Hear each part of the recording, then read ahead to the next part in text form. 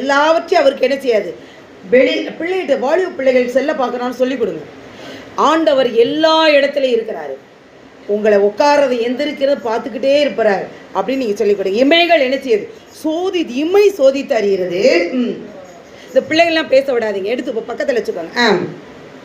அவருடைய கண்கள் மனுபுத்திரரை பார்க்கிறது, கண்கள் மனுபுத்திரரை பார்க்கிறது, அவருடைய இமைகள் அவரை சோதிக்கிறது. கர்த்தர் நீதிமானை சோதிக்கிறார், கர்த்தர் நீதிமானை சோதிக்கிறார்.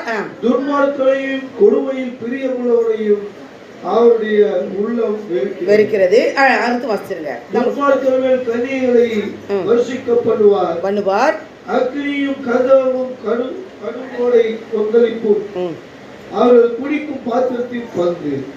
கர்த்தர் நீதியுள்ளவர், நீதியின் மேல் பிரியப்படுவார், அவருடைய முகம் செம்மையானவரை நோக்கி. கர்த்தர் நீதி, இதுதான் முக்கியம். கர்த்தர் நீதியுள்ளவர், நீதியின் மேல் பிரியப்படுவார், நீதியின் மேல் பிரியப்படுவார்,